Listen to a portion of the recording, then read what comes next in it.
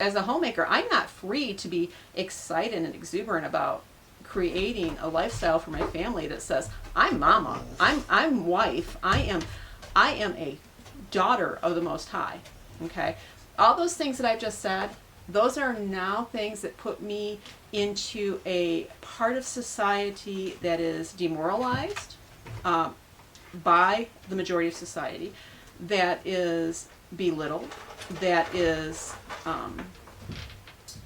persecuted, okay, verbally, that I think the word that I'm looking for is that puts me in a part of society that there's prejudices against. Hi guys, it's Leah.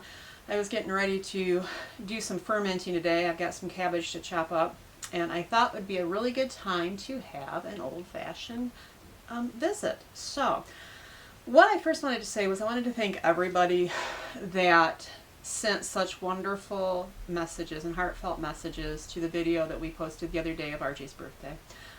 It means so much to know that our videos not only are watched, but that they actually touch people, and it means so much to us that when we share these moments that they're not just seen, but they are felt, and that's important. So one of the things that I wanted to address, one of the comments, or the comment I wanted to address, I believe that everybody's entitled to their own opinion. All right, everybody has that right to feel and believe what they want.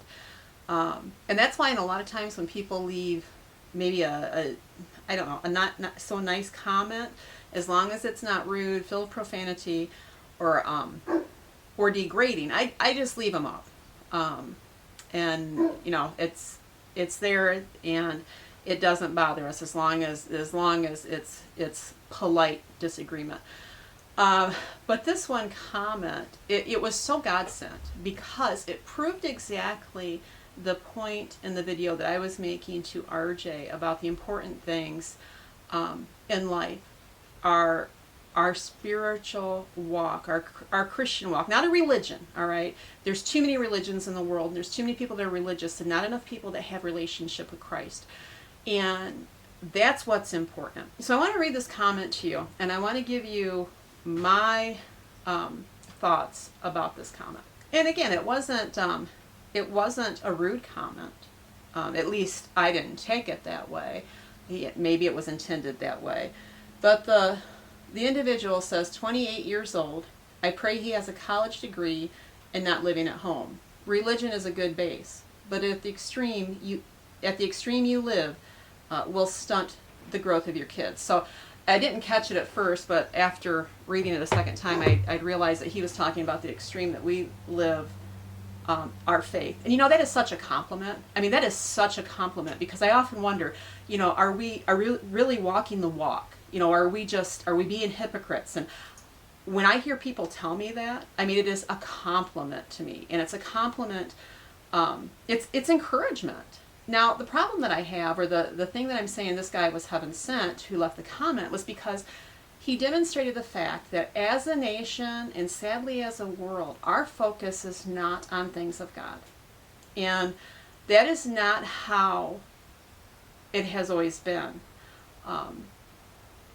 We are so dependent upon what we know. We are so dependent upon what we're educated in, that God is okay is what so many people believe, that God is a good thing as long as he's kept in his place. You keep God where he belongs, and then he fits a certain need. But if you let him encompass your life, then you've got a problem. What should encompass your life should be education, career, self-desires, self-fulfillment, and then put God in afterwards.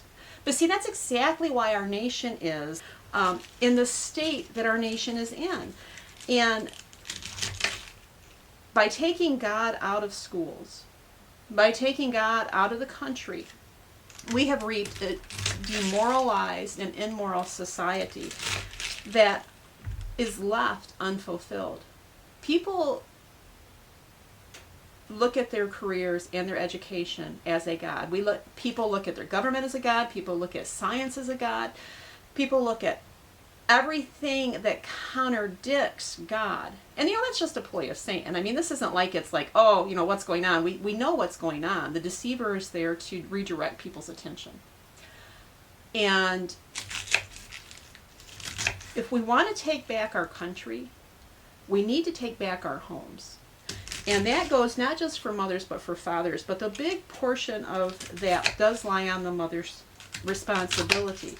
When mothers started falling into the desire to not find their fulfillment by the greatest calling that any woman could ever have, which is to create a home, a safe place. That safe place that all the colleges try to create now for these kids that, are just growing children. The home should be the safe place. The home should be what our focus is on. And I'm not getting a lot of cabbage chopped here. My hands are talking. When women bought into, not just a disclaimer here, you know what? There's been oppression in the world. There has been oppression in the world for everybody. There's not been one race, one sex that has not been oppressed at some time in this world. And I got news that no matter how liberal you are or how much you think that society has advanced, those oppressions still last. They've just been reversed, okay? For the woman that never really had a desire to be at home, or that maybe they did have a bad marriage, maybe they did, have a bad situation, but those women are oppressed as well, okay? Now, because now they're not free really to be women, and they push this ideology onto other women that desire to be at home. We aren't free. As a homemaker, I'm not free to be excited and exuberant about creating a lifestyle for my family that says, I'm mama, I'm wife, I am a daughter of the Most High. Okay?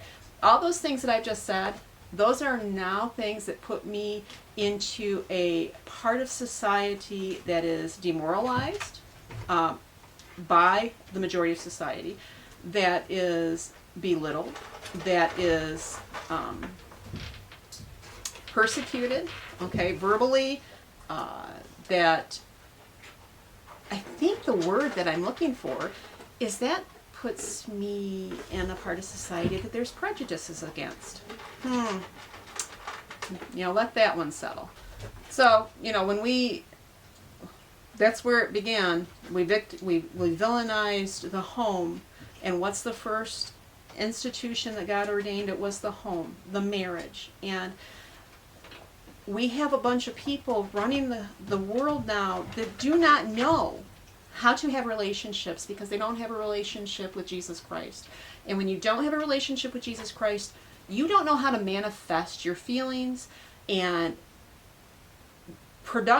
be a productive individual to create healthy environments. Yeah, you can create a healthy environment financially, but you know what? A lot of Christians are able to do that. And a lot of people that don't believe in God, that worship their job, are left shocked when their job fails them. Okay? We have too many secular people and too many Christians that keep God in his place. And that was the whole point. If God can encompass us, if God can encompass who we are in our decisions, everything falls into place. Doesn't mean we're always eating steak. It doesn't mean we have money in the bank. But what it does mean is we have faith and we have hope and we have trust. And we have a foundation to create a healthy environment.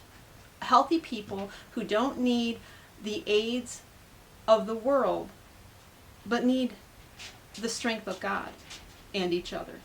So, I guess that's my soapbox today. That was the front porch, or the old-fashioned conversation.